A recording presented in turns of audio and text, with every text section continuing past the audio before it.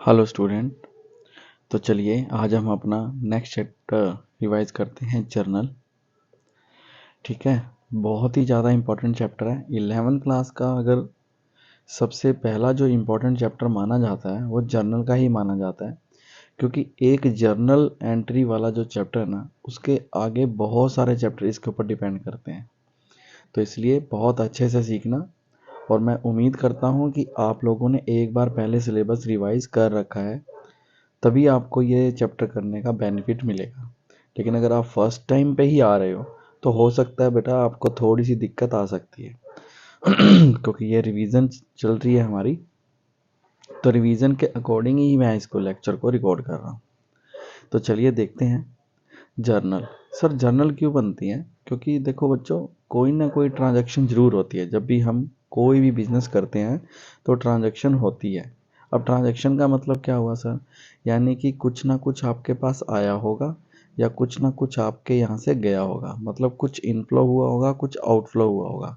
तो जो भी कुछ आया होगा या कुछ गया होगा, उनमें से हमें ये डिसाइड करना पड़ेगा कि किस चीज़ को डेबिट करना है और किस चीज़ को क्रेडिट करना है। मैं उम्मीद करता हूँ आपको डेबिट क्रेडिट समझ में आ चुका होगा, क्योंकि पिछले जो चैप्टर मैंने रिवाइज करवाए थे, जैसे डबल एंट्री सिस्टम मैंने दिखाया था आपको, तो उसके अंदर आपको बहुत अच्छे से समझ में आ गया होगा। तो यहाँ पर अब हमने देखना है कि डेबिट किसको करें और क्रेडिट किसको करें। अब सुनिए मेरी बात ध्यान से कुछ बच्चों का मानना है कि सर ये चैप्टर को करने के लिए क्या रूल्स याद रखने पड़ेंगे, पर्सनल, रियल, नॉमिनल। तो मैं ये बोलता हूँ कोई रूल याद रखने की नीड नहीं है। ये चैप्टर आपका बिना रूल्स के भी हो सकता है। तो कैसे हो सकता है मैं आपको बताता हूँ आज। तो चलिए स्टार्ट करते हैं हम अपना। देखो, जब एक चीज़ हमें पता है कि जर्नल एंट्री में कुछ नहीं है, ओनली एंड ओनली ये देखना है कि किस चीज़ को डेबिट करना है और किस चीज़ को क्रेडिट करना है, तो फिर हमारे लिए सबसे ज़्यादा इम्पोर्टेंट ये रह जाता है कि सर अगर हमें आप बता दो कि कौन सी चीज़ डेबिट होती है और कौन सी चीज़ क्रेडिट होती है, तो हमारे लिए ईजी हो जाएगा। अब ध्यान से सुनना। जैसे सबसे पहला पॉइंट आता है कैपिटल। सर कैपिटल कब आती है? जब बिजनेस स्टार्ट करते हो आप। जब बिजनेस स्टार्ट करते हो तो क्या लगती है? आपकी कैपिटल लगती है। तो जब जर्नल एंट्री बनाओगे तो याद रखना, कैपिटल को आपने क्या करना है? क्रेडिट करना है। अब यहाँ पर कुछ जो थोड़े होते हैं ना स्मार्ट बच्चे लगा लो या कोई भी और पर्सन लगा लो, वो क्या बोलेंगे, सर आपने कैपिटल को क्रेडिट कैसे बोला? तो मैं उनके लिए एक बार एक दो चीज़ें बताऊंगा, ज़्यादा नहीं बताऊंगा मैं। मुझे सबसे पहले ये बताओ, कैपिटल क्या होती है? लाइबिलिटी होती है ना, लाइबिलिटी। और लाइबिलिटी पे कौन सा रूल लगता है? मैं रूल वैसे पढ़ाऊंगा नहीं आपको, टेंशन मत लो आप। पर्सनल रूल लगता है, ठीक है। और पर्सनल रूल क्या बोलता है आपका कि debit the receiver and credit the giver, यही तो बोलता है ना वो। तो लाइबिलिटी है ये आपकी, और वहाँ पर आपको सिखाया जाता है कि debit the receiver and credit the giver. अब यहाँ पर डेबिट द रिसीवर मतलब हमारे पास वहाँ पर तो कैश आ रहा है, जब भी बिजनेस स्टार्ट करते हो तो कैश आता है हमारे पास, तो कैपिटल है हमारी, कैपिटल लाइबिलिटी है। मतलब पैसा देने वाला जो पर्सन होता है ना, जैसे राम ने बिजनेस स्टार्ट किया पैसा लगाकर, तो हम राम का नाम नहीं लिखते हैं, उसकी जगह पर हम कैपिटल को डिनोट करते हैं। तो कैपिटल दे तो कौन रहा है? राम ही दे रहा है ना। दैट्स वाई हम कैपिटल को क्रेडिट करते हैं, ना कि राम को क्रेडिट करते हैं। लेकिन अगर वो नॉर्मली पर्सन होता कि हमें कैश रिसीव हो रहा है राम से, तो हम राम को क्रेडिट करते हैं। लेकिन अगर जब बिजनेस ही स्टार्ट कर रहा है और राम का ही बिजनेस है, तो फिर हम कैपिटल को क्रेडिट करते हैं, ना कि राम को करते हैं। तो पर्सनल रूल के अकॉर्डिंग चल रहा हूँ मैं कि कैपिटल लाइबिलिटी है, और लाइबिलिटी क्या बोलती है कि मैं क्रेडिट, मुझे क्रेडिट करो आप उसके बाद आता है कैश। अब कैश चीज़ डिपेंड करेगी आपने पे किया है या आपने रिसीव किया है। तो ध्यान से सुनिए मेरी बात। अगर आपने कैश पेड किया है तो कैश को क्रेडिट करना है, कैश को क्रेडिट करना है, याद रखना मेरी बात, ठीक है। पेड यानी कुछ बच्चे क्या करते हैं, इस पेड को ही लिख कर आ जाते हैं टू पेड, ऐसे टू पेड, तो ये गलत है। लिखना आपको कैश ही है, या डेबिट में या क्रेडिट में, पेड को नहीं लिखना है। बस पेड तो आपको ये बताएगा कि कैश को करना क्या है, क्रेडिट। और रिसीव्ड, रिसीव्ड आपको बताएगा कैश को करना क्या है, डेबिट। अब फिर से मैं बता दूं उन स्मार्ट बच्चों के लिए कि सर ये किस आधार पर, किस रूल्स एंड रेगुलेशन के आधार पर कि पैसा जाएगा तो क्रेडिट और पैसा आएगा तो डेबिट। तो सुनो, कैश क्या होती है? एसेट। ठीक है, एसेट होती है कैश। अब एसेट के ऊपर कौन सा रूल लगता है आप मुझे बताओ? रियल। ठीक है, रियल रूल। और रियल रूल क्या बोलता है? Debit what comes in and credit what goes out. मुझे बताओ, कैश पे कर रहे हो मतलब पैसा जा रहा है, तो उसमें लिखा था ना क्रेडिट व्हाट गोज आउट, क्या जा रहा है आपके यहाँ पे? कैश जा रहा है, दैट्स वाई मैंने उसको क्रेडिट किया। और उसमें लिखा था डेबिट व्हाट कम्स इन, अगर आ रहा है रिसीव तो क्या आ रहा है आपके पास? कैश आ रहा है, तो कैश आ रहा है तो उसको क्या करना चाहिए? डेबिट। तो यहाँ पर बच्चों रूल ऑटोमेटिकली पीछे काम कर रहे हैं। मैंने जो भी चीज़ यहाँ पर लिख के दी है ना आपको, डेबिट और क्रेडिट, वो रूल्स के अकॉर्डिंग ही लिख कर दिया है। लेकिन यहाँ पर हमें रूल्स याद नहीं करने साथ साथ कि हम कैश की एंट्री बना रहे हैं तो कौन सा रूल लगेगा, ऐसा कुछ नहीं है। ये जस्ट फॉर अंडरस्टैंडिंग मैंने आपको 2 पॉइंट पे बता दिया। आगे जितने भी हम पॉइंट करेंगे किसी पे भी मैं रूल की डिस्कशन नहीं करूँगा। ठीक है। तो बस आपको याद क्या रखना है? सर हमें याद क्या रखना है? बस इतना याद रखना जो मैं आपको बता रहा हूँ। इससे ज़्यादा एक्स्ट्रा दिमाग चलाओगे तो फिर प्रॉब्लम में आ जाओगे। मतलब अगर आपको जर्नल एंट्री में कैपिटल मिले तो याद रखना कैपिटल क्रेडिट करनी है। कैश डिपेंड करेगा, पे किया है कैश तो क्रेडिट होगा, रिसीव किया है कैश तो कैश को डेबिट करना है आपने। ठीक है, ये कुछ एग्जाम्पल है, देख लो आप। जैसे एग्जाम्पल देखो, पेड सैलरी। अब बताओ, पेड वर्ड आ गया ना, तो इसका मतलब कैश को क्या करना है? कैश को क्या करना है? पेड को नहीं, कैश को क्या करना है? क्रेडिट। तो डेबिट किसको करोगे? सैलरी को।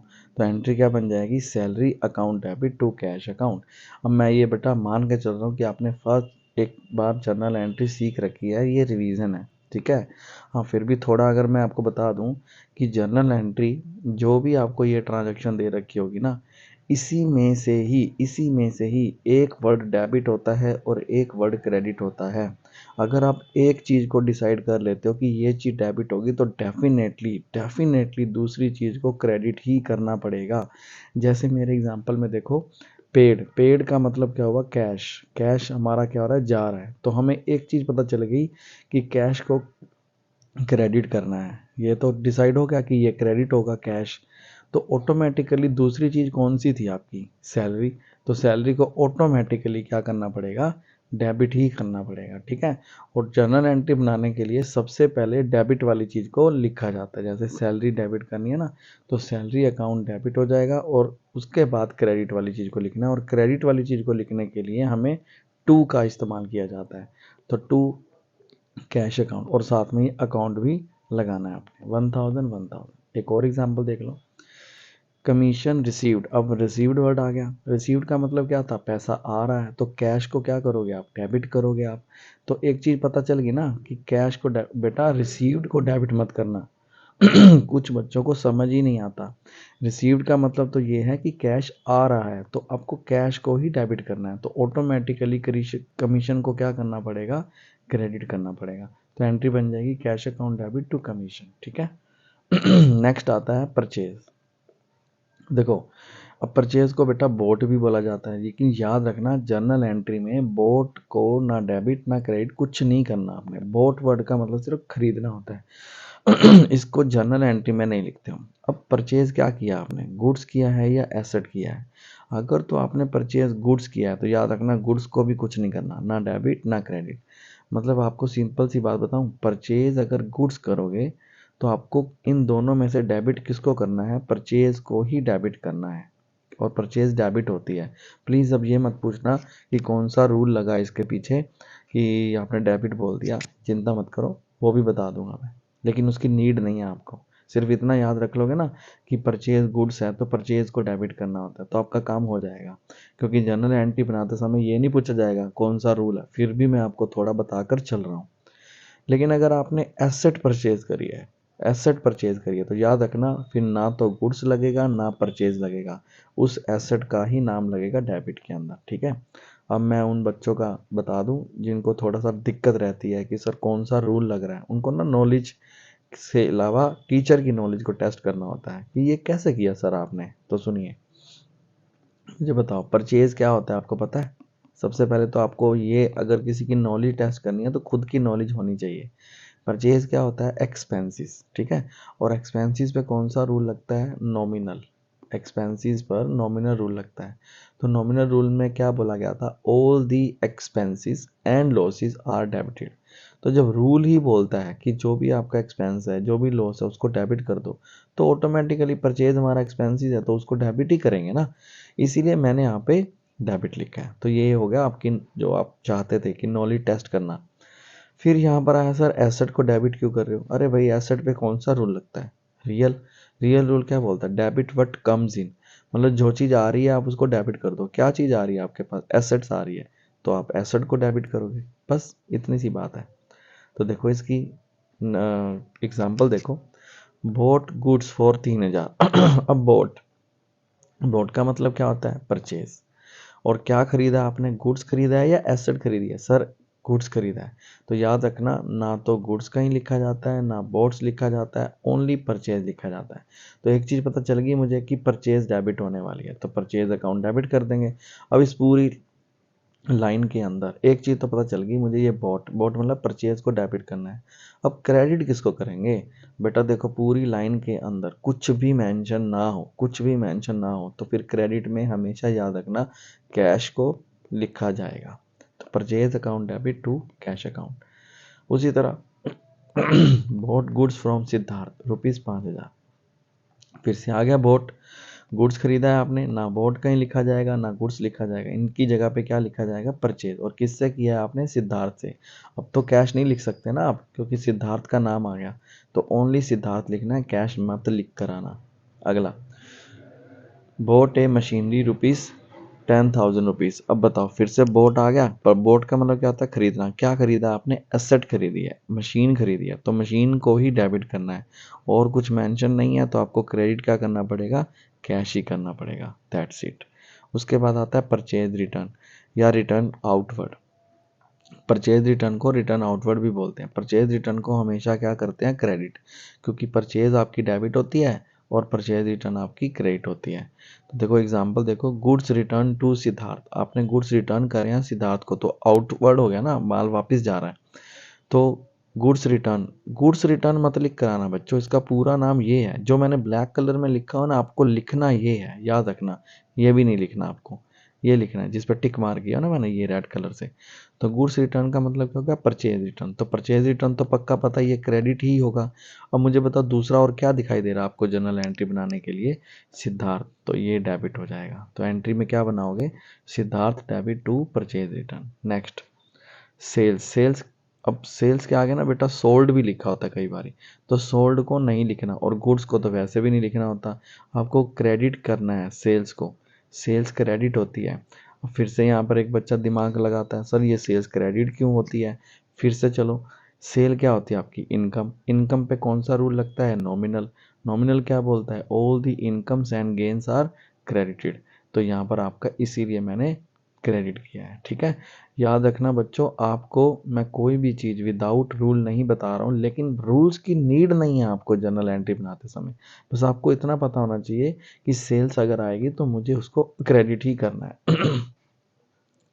गुड्स सोल्ड फॉर ₹3,000, ठीक है। अब सोल्ड आ गया, तो ना तो सोल्ड कहीं लिखा जाता है ना गुड्स लिखा जाता है, इनकी जगह पर क्या वर्ड लगाते हो आप, सेल्स। और सेल्स को क्या करना होता है, क्रेडिट। तो ऑटोमेटिकली कोई और तो दिख नहीं रहा, तो कैश को ही डेबिट करेंगे ना, तो cash account debit to sales account, ठीक है। उसके बाद गुड्स सोल्ड टू सिद्धार्थ ₹6,000, फिर से आ गया सेल्स, तो सेल्स क्रेडिट हो जाएगी, किसको सामान बेचा है, सिद्धार्थ को, तो सिद्धार्थ डेबिट हो जाएगा।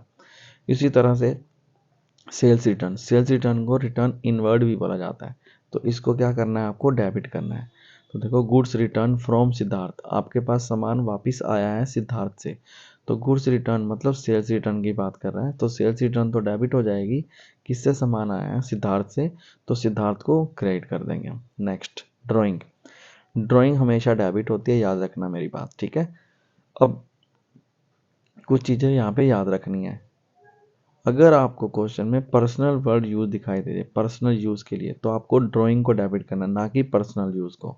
अगर आपको domestic, house hold, income tax, life insurance, owner, proprietor, अपने सन के लिए या कुछ डॉटर के लिए या फिर अपने स्पाउस के लिए कोई चीज़ खरीदी आपने, तो इन सब पॉइंट की जगह पर आपको ओनली वर्ड यूज़ करना है ड्राइंग। ये बात याद रख लेना।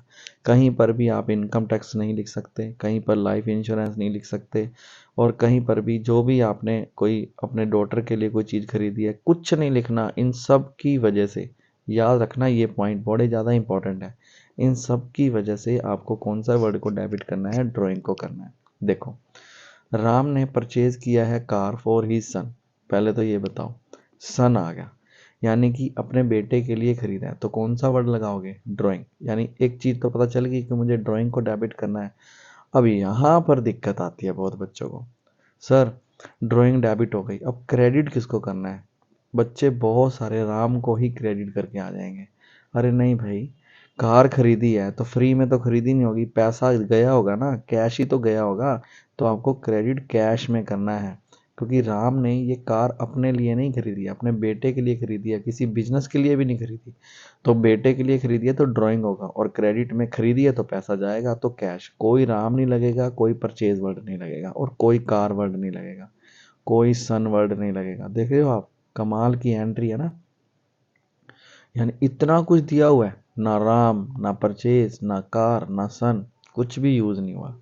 ठीक है, उसके बाद आते हैं डिस्काउंट पे। ये क्या सर डिस्काउंट, दो तरह के डिस्काउंट होते हैं, एक ट्रेड डिस्काउंट, एक कैश डिस्काउंट।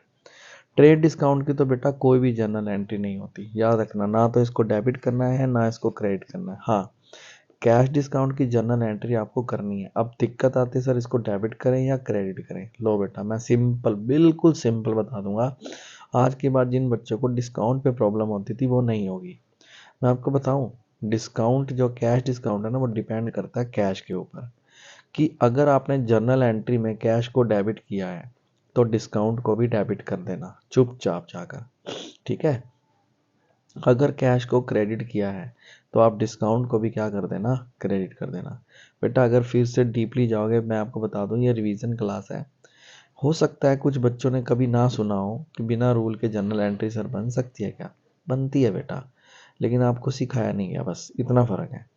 ठीक है ना। अब इतनी डेप्थ में अगर मैं जाऊंगा कि सर अगर कैश डेबिट हुआ तो डिस्काउंट डेबिट क्यों हो रहा है, कैश क्रेडिट हुआ तो डिस्काउंट क्रेडिट क्यों हो रहा है, तो अगर उसमें जाऊंगा तो रिवीजन बहुत ज़्यादा लेंथी हो जाएगी और बोरिंग हो जाएगी।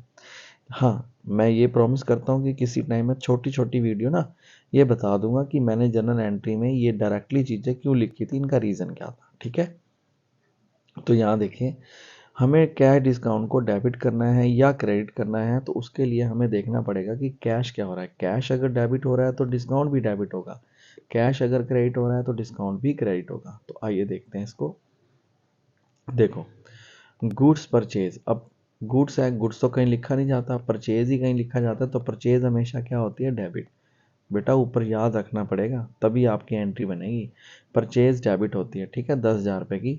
उस पर 10% का ट्रेड डिस्काउंट है। ट्रेड डिस्काउंट की जनरल एंट्री नहीं होती है, लेकिन ध्यान रखना, ये जो गुड्स परचेज किया ना आपने 10,000 का, उसके ऊपर 10% माइनस जरूर करना है, जनरल एंट्री नहीं बनेगी। देखो इधर 10,000 का गुड्स परचेज किया, उसमें से 10% का ट्रेड डिस्काउंट निकाला, तो आपकी रियल में परचेज 9,000 की है, ना कि 10,000 की है। पहले तो ये क्लियर कर लो। एंड 5% का कैश डिस्काउंट। पहले तो सिंपल एंट्री बनाओ, परचेज वाली एंट्री है तो परचेज क्या होती है, डेबिट। उसके बाद पूरी एंट्री में कुछ भी और मेंशन नहीं है तो क्रेडिट क्या करोगे आप, कैश। इसका मतलब कैश हमारा क्या हुआ, क्रेडिट, और कैश डिस्काउंट भी आ रहा है 5% का। अब प्रॉब्लम है सर इसको डिस्काउंट को, क्योंकि ट्रेड डिस्काउंट तो कहीं लिखते नहीं, कैश डिस्काउंट को लिखते हैं। अब इसको डेबिट लिखना है या क्रेडिट लिखना है, तो मैंने क्या कहा था, ये डिपेंड करेगा कि आपने एंट्री में कैश को क्या किया। आपने एंट्री में कैश को क्या किया बताओ, क्रेडिट किया है, तो आपको डिस्काउंट को भी क्रेडिट करना पड़ेगा। और जो डिस्काउंट क्रेडिट में लिखते हो उसका पूरा नाम क्या है, डिस्काउंट रिसीव्ड अकाउंट। अब एंट्री कैसे बनानी है, सुनना जरा ध्यान से। सबसे पहले ये अमाउंट आपको पता है, 9,000 का परचेज किया, हाँ जी सर पता है मुझे। उसके बाद 9,000 का 5% आपने डिस्काउंट भी निकाला, इसका अमाउंट भी पता है, हाँ जी सर ये भी पता है। तो बस इस 9,000 में से ये 450 माइनस कर देना, जो बैलेंस आपका बच कर आएगा वो ऑटोमेटिकली कैश में आ जाएगा, क्योंकि डेबिट और क्रेडिट का अमाउंट दोनों क्या होना चाहिए, इक्वल होना चाहिए। बोलो बात समझ में आई। चलो और देखते हैं एग्जाम्पल। गुड्स सोल्ड फॉर ₹15,000, फिर से आ गया गुड्स तो कहीं लिखते नहीं है, सोल्ड भी कहीं नहीं लिखते हैं, इनकी जगह पर क्या लिखते हो आप, सेल्स, और सेल्स हमेशा क्या होती है, क्रेडिट। ठीक है, तो सेल क्रेडिट हो गई, तो ऑटोमेटिकली डेबिट किसको करोगे, कैश को। पहले ना एंट्री बनाना सीखो। सबसे पहले आपने डिसाइड किया सेल्स, सेल्स क्या होती है, क्रेडिट। फिर आपने डिसाइड किया कैश, कैश को क्या करना पड़ेगा, डेबिट, क्योंकि एक एंट्री में एक चीज़ डिसाइड कर लेते हो तो दूसरा उसका ऑपोजिट होता है। अब कैश डेबिट होता है तो डिस्काउंट, कैश डिस्काउंट भी क्या होना चाहिए, आप बोलो। कैश को आपने डेबिट किया है तो डिस्काउंट को भी क्या करोगे, डेबिट। तो एंट्री बनाओ सबसे पहले, कैश अकाउंट डेबिट, और जो डेबिट में डिस्काउंट लगाते हो उसको बोलते हैं डिस्काउंट अलाउड अकाउंट, और क्रेडिट में क्या लिखना है, सेल्स। अब आ जाओ, 15,000 का 20% कितना होता है, 3,000। ये तो ट्रेड डिस्काउंट है, माइनस कर दो, तो आपकी सेल 15,000 की नहीं 12,000 से चलेगी, तो सेल में आ गया 12,000 रुपये का अमाउंट, कोई दिक्कत नहीं है। उस पर कितना डिस्काउंट है, 10%, तो 12,000 का 10% डिस्काउंट लगा दो आप, कितना हुआ, 1,200 रुपया। तो 12,000 में से ये 1,200 माइनस कर देना, जो बैलेंस बचकर आएगा वो आपका कैश में चला जाएगा। फिर आता है यहाँ पर एक और एंट्री, देखो, received a cheque ₹3450 from Ram after allowing him discount 150। अब मुझे बताओ, यहाँ पे चेक मिला है, क्या याद आ रहा है इस वर्ड से क्या मतलब होता है, रिसीव्ड, रिसीव्ड मतलब पैसा आ रहा है, लेकिन अब की बार कैश नहीं आ रहा है, इस बार बैंक से पैसा आ रहा है, तो क्या फ़र्क पड़ता है। जहां आप कैश को डेबिट करते थे, सर कैसे पता चला कि कैश डेबिट होगा, जिस बच्चे ने ध्यान दिया होगा रिसीव्ड वर्ड है, और जब भी रिसीव्ड होता है कैश, तो दिखा देता हूँ आपको, देखो ये रहा, कैश अगर रिसीव्ड होता है तो हम क्या करते हैं, कैश को डेबिट करते हैं। पर यहाँ पर तो बैंक में पैसा आ रहा है तो कोई बात नहीं, कैश की जगह पर बैंक लगा देंगे हम। तो मुझे बताओ, बैंक तो डेबिट होगा, ये तो कंफर्म है, और साथ में डिस्काउंट भी आ रहा है 150 का। मुझे बताओ, जहाँ बैंक लगेगा वहाँ पे डिस्काउंट भी लग जाएगा, क्योंकि जहाँ जहाँ कैश होता है वहाँ वहाँ डिस्काउंट होता है, जहाँ जहाँ बैंक होगा वहाँ वहाँ डिस्काउंट लगेगा। तो bank account debit, discount allowed debit, और ये चेक किससे मिला था, राम से, तो टू राम। तो 3450 और 150 का डिस्काउंट। अब कुछ स्मार्ट होते हैं बच्चे, वो 3450 में से ना ये 150 माइनस करके 3300 लिख देंगे। कैसे, सर हमने सोचा 3450 राम से लेना था, 150 का डिस्काउंट है, बाकी का चेक मिल गया।